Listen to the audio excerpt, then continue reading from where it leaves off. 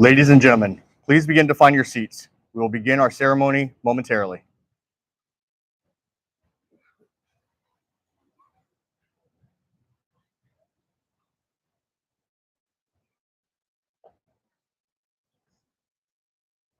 Please take a moment to turn off and silence electronic devices for the duration of the ceremony. Thank you. At this time, we would like to take a few moments to describe some of our upcoming activities. There will be several times throughout the ceremony when it will be appropriate to stand. The first occasion is when the official party arrives. The second occasion will be during the singing of our national anthem. Military members are reminded to stand at attention and salute facing our American flag, while civilians are reminded to place their right hand over their heart.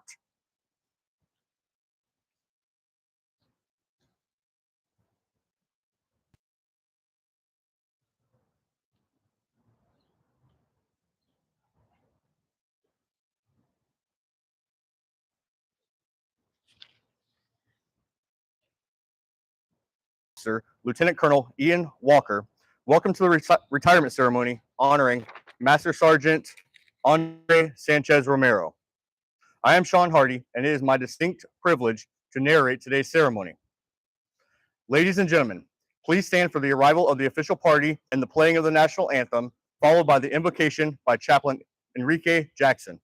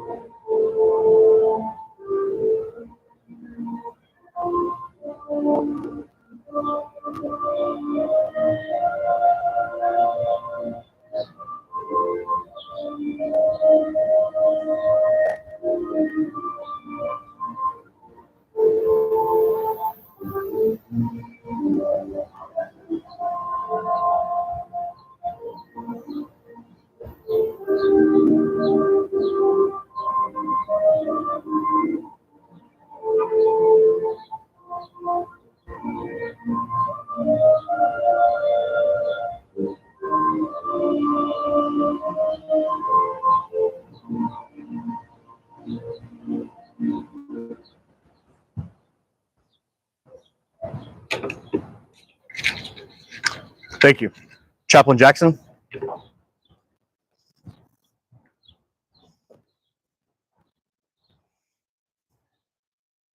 If you are so willing, please join me in prayer. Sovereign and holy God, maker of heaven and earth, giver of all good things, we give you thanks. We gather today to celebrate the illustrious career of Master Sergeant Andre Sanchez-Romero. Lord, we thank you for the decades of faithful service offered on behalf of this country. Thank you for your grace you have bestowed upon his family, grace that has endured through every deployment, every training, and every PCS that the job demanded. The weight of service is not only upon Sergeant Sanchez-Romero, but upon his entire family as well. And it is by your grace they have shouldered it well. And now we celebrate the ending of one chapter and the beginning of another. Continue to grant your precious grace as they face new challenges, new opportunities, and new horizons. Bless their continued journey and bestow your peace upon their every endeavors. To you be all honor, all glory, and power forever. Amen.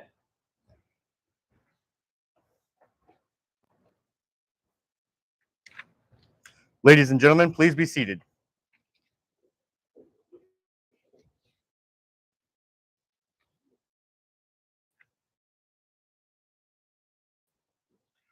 today to Master Sergeant recognize the friend workers that have traveled here. Welcome. Each of you has made an impact on Master Sergeant Sanchez-Romero's personal and professional career. At this time, it is my honor to present retired Lieutenant Colonel Ian Walker.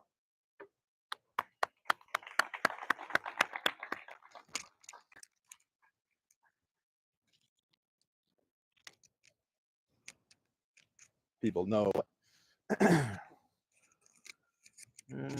people know I love microphones, so bear with me.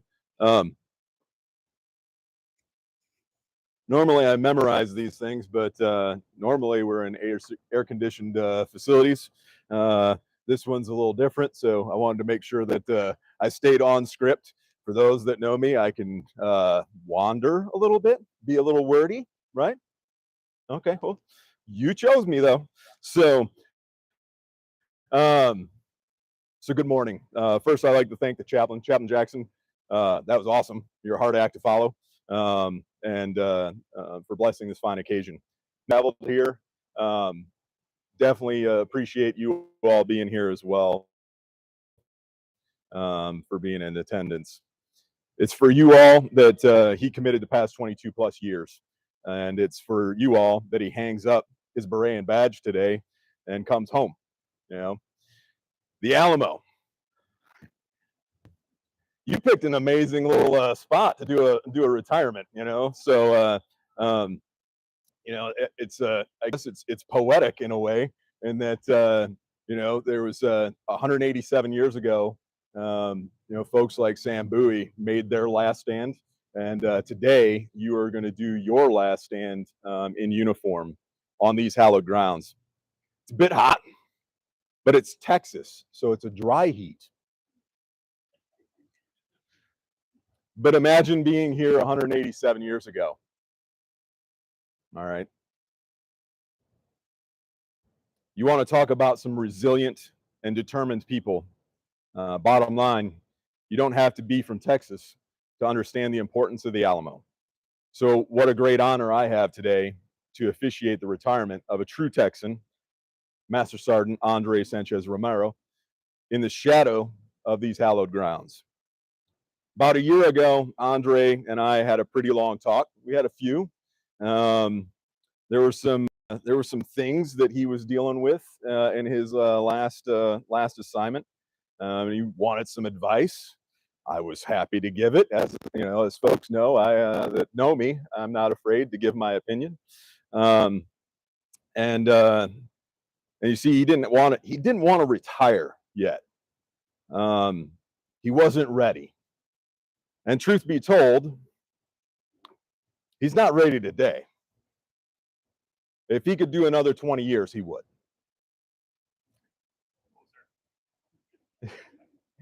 But the bottom line is he truly loves his country and he truly loves serving people. But I reminded him something that I've said many times and something I'd realized myself about a year ago. Eventually, we all have to take the uniform off. And you want to make sure that the people that are sitting in the front row are still there with you, that have been there with you through the good times and the bad. And as you can see, they're still here. So you've been pretty successful. So Brenda, kids, we're giving him back, finally. But we also talked about what he wanted to do next. And I'm paraphrasing a little bit here. You know, I'm a retiree now also.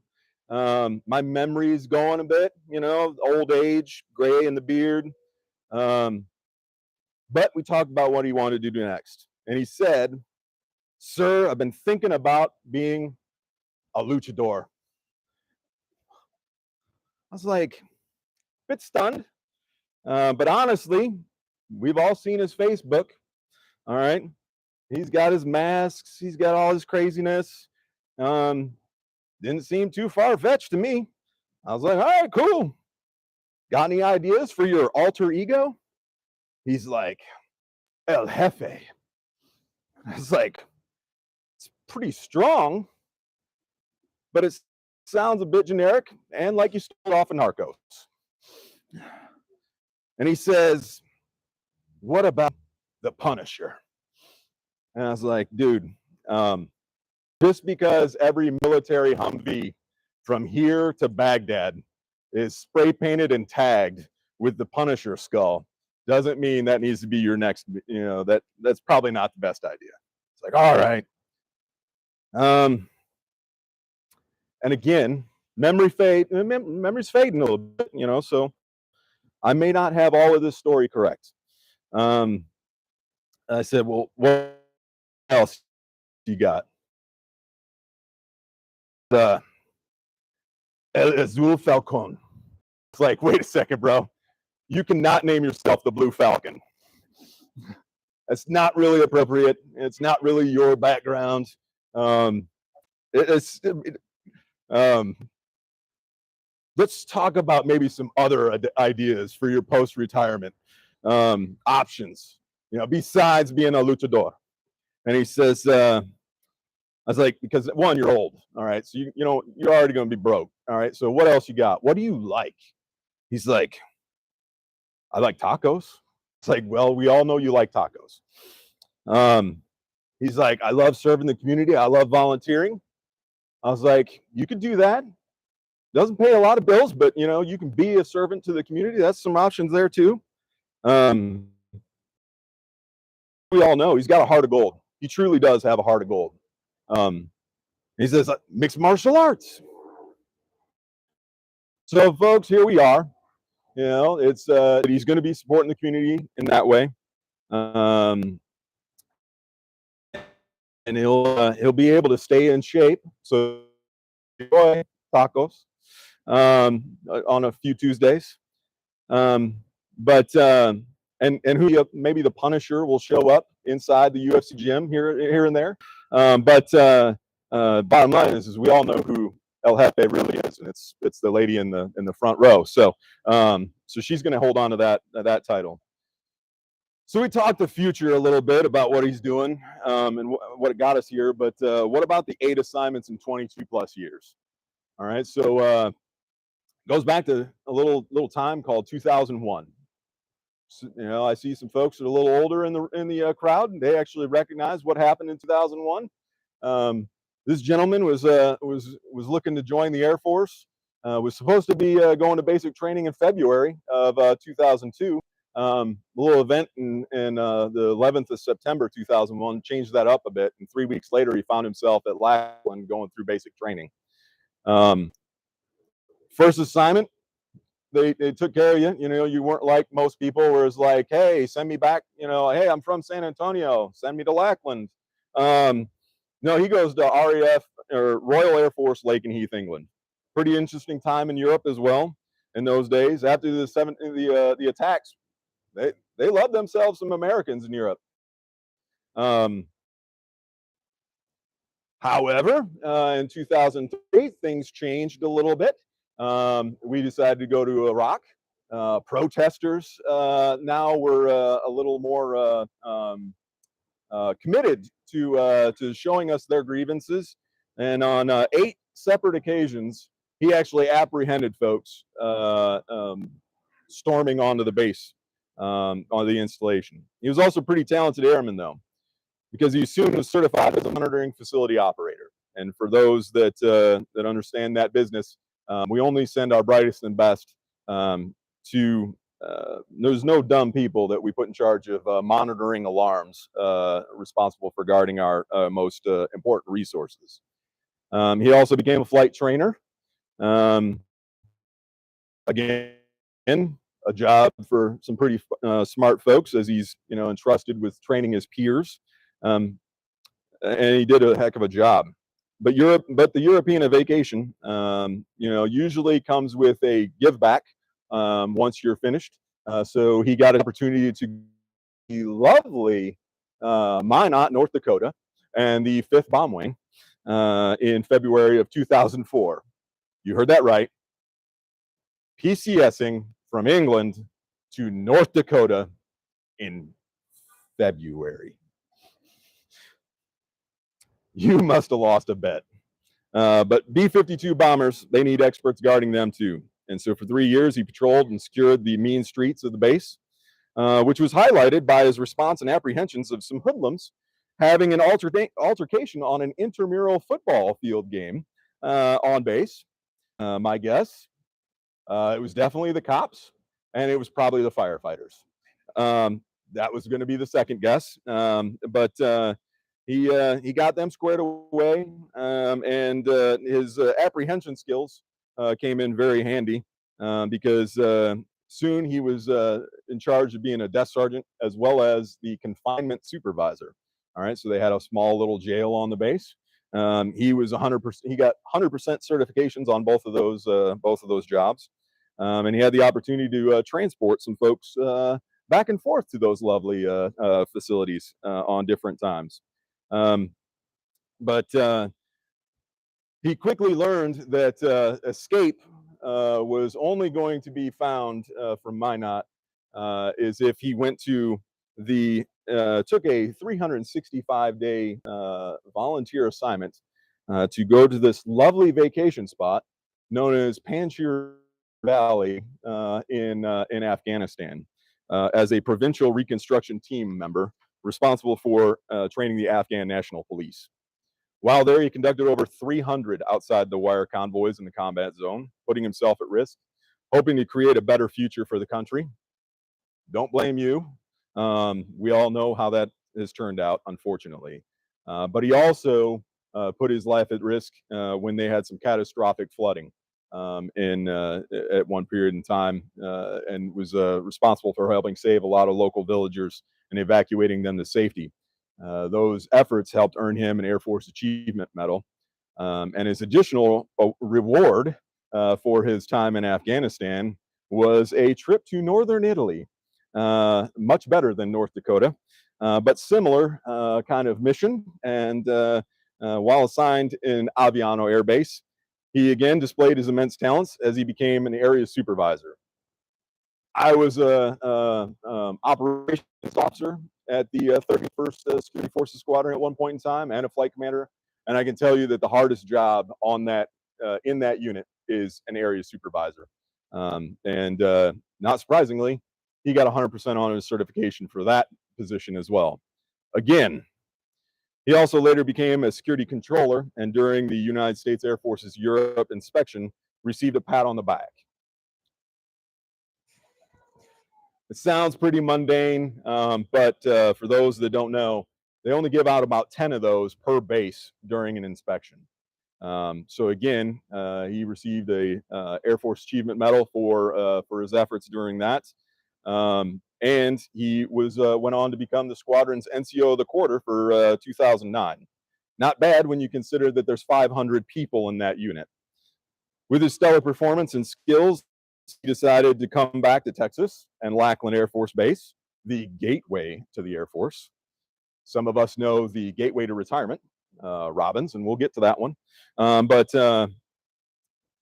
this period in time saw him at a bit of a crossroads. He guided 15 of his basic trainees to honor graduate awards for basically the top 10% of all folks that come through there. There's about 35,000 people that graduate basic training at Lackland every year. He also had 38 of them receive outstanding end of course exams. At one point, he had a 100% pass rate for all of his basic trainees. But it also saw him deal with some adversity. It required some internal dedication to keep on serving. And for that, me personally, because I wouldn't have had the chance to work at his next base, where every day in Middle Georgia is Armed Forces Appreciation Day. Hello, Team Robbins. Let's just say this guy was a rock star over his 7 years at Robbins. Seems like a long time to be at a base. For my unit at that time, that was considered a short tour. I want to personally thank you, because when I got there, I'd been there about a week or two, and I asked everybody, I was like, am I the only person that's not from Georgia, South Carolina, or Jacksonville, Florida in this entire unit? I actually tasked him with teaching people about a little thing called equal and equal plus, assignments, like actually leave a base. Bottom line, this time he was the flight NCO of the year for 2014 and the staff level NCO of the year for 2015 and 17. Yeah, he pretty darn good. He even reduced the national deficit. Yes, ladies and gentlemen, he should run for Congress because his $27,600 worth of traffic citations, according to his evaluation, contributed towards the national deficit. Look at you. That was spectacular. I'm impressed. It's part of the reason why your truck got towed yesterday. It's karma. All right. When I met him, he was the unit deployment manager. No longer solving him to Maui for 6 months. Yep, not exactly Afghanistan or Kuwait, which, by the way, he also deployed to while he was there. But he earned that deployment because I can tell you the Kuwait and Afghanistan deployments, you saw some stuff. While he was in Kuwait, he was at a base called Al Mubarak, which is on the side of KCIA. It was a transit hub for all of our fallen service members, and he was the chief pallbearer during that time and did 17 dignified transfers of remains back to the United States. So 6 months in Maui, I think you earned. But again, that whole resilient thing comes up. I don't think I've ever met somebody with the passion to serve others that you have. So he was an easy choice for me when the first installation resiliency program manager came open in June 2017, where he impacted over 24,000 but hurricane evacuations like Michael, and as well as just individuals that needed to help themselves bounce back. But again, he needed his own escape. And so a year in Incirlik, Turkey, it was, is what the doctor ordered, so to speak. Although I think you took that doctor requirement a little too far. He was quickly assigned to the training section where he basically ensured everyone in the wing knew what they were supposed to be doing. But I also found out ways to improve programs, and a couple of highlights were his arming and use of force, identifying a way to save the Air Force $181,000 in fees upon the arrival of new personnel. And for this long tour, so much that it was a sunny paradise with the kids and the god-awful traffic of at Hickam Air Force Base. I'll keep this part short because we're about to hear that in his decoration, but this guy was the Stars and Stripes Military Service Award winner for all of Air Force Installation and Mission Support Center. That's about 6,000 people. And was the Air Force representative to the FBI Joint Terrorism Task Force in the Pacific. Yeah, the entire Pacific. He was the Air Force rep. But all the good things come to an end, which brings us to this. For 22 years, this man is dedicated selfless service and sacrifice to his nation. So in the shadow of the Alamo, I think it is now time to honor him and let him serve in a new capacity alongside his lovely wife and family. Thank you, Andre, for granting me this great opportunity and honor. But let's get on with the formal presentations.